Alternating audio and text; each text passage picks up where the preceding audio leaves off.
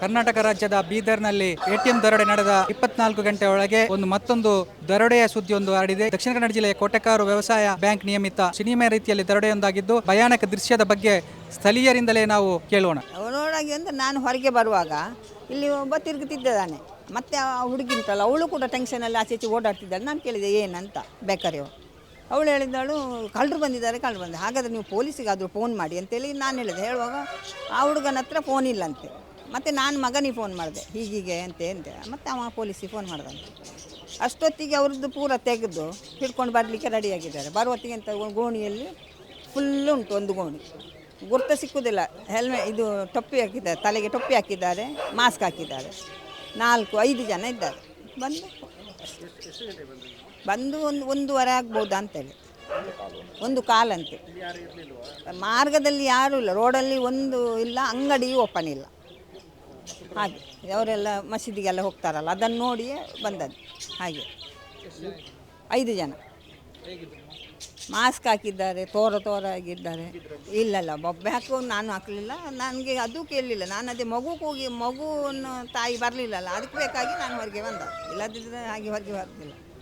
ಒಳಗೆ ಕಳ್ಳರನ್ನು ನೋಡಿದ್ದೇನೆ, ಹಿಡ್ಕೊಂಡು ಹೋಗುವುದನ್ನು, ಮೇಲಿಂದ ಬ್ಯಾಂಕಿಂದ ಬರುವುದನ್ನು ನೋಡಿದ್ದೇನೆ. ಒಂದು 5 ವರ್ಷಕ್ಕೆ ಮೊದಲು KC ರೋಡ್ ಜಂಕ್ಷನ್ನಲ್ಲಿ ಇದೇ ಥರ ಒಂದು ಲೂಟ್ ಆಗಿದೆ ಅವ್ರದ್ದು. ಅವತ್ತು ನಮ್ಮ ಡಿಪಾರ್ಟ್ಮೆಂಟ್ನಲ್ಲಿ ಹಿಡಿದಿದ್ದಾರೆ ಅವರನ್ನು. ಈ ವರ್ಷ ಉಂಟಲ್ಲ, ನಾವು ಈ ಟೈಮಲ್ಲಿ 1:10ಕ್ಕೆ ಈ ಘಟನೆ ನಡೆದದ್ದು. ನಾವು ಇಲ್ಲಿ ಅಂಗಡಿಯವರೆಲ್ಲ ಮಸೀದಿಗೆ ಹೋಗಿರ್ತೇವೆ. ಈ ಟೈಮಲ್ಲಿ ಆದಂಥ ಒಂದು ದರೋಡೆ. ಇದು ನಮ್ಮ ಊರಿಗೆ ಒಂದು ಕೆಟ್ಟ ಹೆಸರು ಬರ್ತದೆ.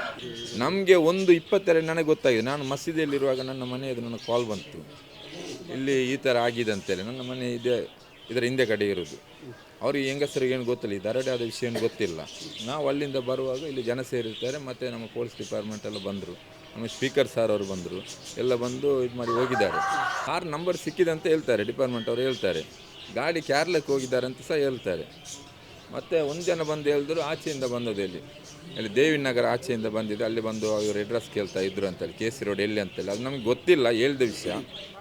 ಮತ್ತು ಎಲ್ಲಿಗೆ ಹೋಗಿದೆ ಅಂತ ಸಹ ಗೊತ್ತಿಲ್ಲ. ಇಲ್ಲಿ ಸಣ್ಣ ಮಕ್ಕಳು ಉಂಟಲ್ಲ, ಶಾಲೆಗೆ ಹೋಗೋ ಮಕ್ಕಳು ಅವರು ನೋಡಿದ್ದಾರೆ. 5 ಜನ ಇದ್ದಾರಂತೆ. ಅವ್ರ ಹತ್ರ ಒಬ್ಬರ ಹತ್ರ ಅವ್ರು ಕನ್ನಡದಲ್ಲಿ ಮಾತನಾಡಿದರು, ಮತ್ತು ಮೇಲೆ ದರೋಡೆ ಆಗುವಾಗ ಅವ್ರು ಹಿಂದಿಯಲ್ಲಿ ಮಾತನಾಡ್ತಾ ಇದ್ರು. ಅವರು ಫುಲ್ಲು ಉಂಟಲ್ಲ ಮುಸ್ಕ್ ಹಾಕೇ ಬಂದದ್ದು, ಮಾಸ್ಕ್ ಎಲ್ಲ ಕಟ್ಟೇ ಬಂದದ್ದು. ಒಂದು ಕೈಯಲ್ಲಿ ತಲವಾರು ಇತ್ತಂತೆ, ಒಂದು ಕೈಯಲ್ಲಿ ಪಿಸ್ತೂಲ್ ಇದಂತ ಹೇಳ್ತಾರೆ. ಮತ್ತು ಅವರು ಗೋಣಿ ಚೀಲನ್ನು ತಗೊಂಡವ್ರು ಗಾಡಿಯಲ್ಲಿಟ್ಟು ಹೋಗಿದ್ದಾರೆ. 1 ಗಂಟೆ ಹೊತ್ತಿಗೆ ಇಲ್ಲಿ KC ರೋಡು ಕೋಟೆಕಾರು ವ್ಯವಸಾಯ ಬ್ಯಾಂಕು ಇಲ್ಲಿ ದರೋಡೆ ಆಯಿತು. ಇದು 2ನೇ ಸಲ ಆವರ್ತನೆ ಆಗೋದು. ಹಿಂದೆ 10 ವರ್ಷಗಳ ಹಿಂದೆ ಇದೇ ಬ್ಯಾಂಕು ಆ ಕಡೆ ಇತ್ತು. ಆವಾಗ ಇದೇ ರೀತಿ ಈ ಬ್ಯಾಂಕ್ ದರೋಡೆ ಆಗಿದೆ.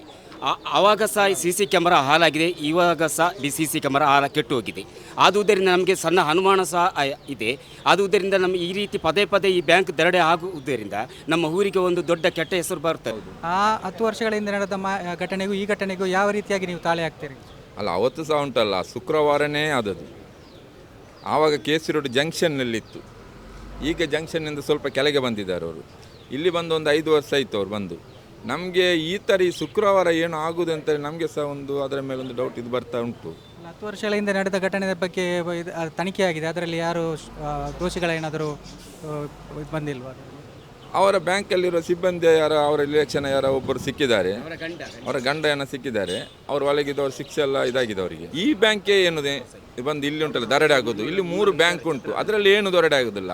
ಈ ಬ್ಯಾಂಕಲ್ಲಿ ಯಾವ ಕಾರಣದಲ್ಲಿ ಇಲ್ಲಿ ಉಂಟಲ್ಲ ದರೋಡೆ ಆಗೋದನ್ನು ನಮಗೆ ಒಂದು ಆಶ್ಚರ್ಯ ಆಗ್ತದೆ. ಅವರು ತುಂಬ ಬಡವರು ಉಂಟಲ್ಲ, ಈಗ ಬಂಗಾರ ಎಲ್ಲ ಅಡವಿಟ್ಟಿದ್ದಾರೆ. ಈಗ ಅವರಿಗೆ ಒಂದು ಇದಾಗಿದೆ, ನಮಗೆ ಸಿಕ್ಕಬಹುದಾ, ನಮಗೆ ಸಿಕ್ಕುವುದಿಲ್ಲ, ಆ ಥರ ಅವರ ತಲೆಯಲ್ಲಿ ಆ ಥರ ಉಂಟು.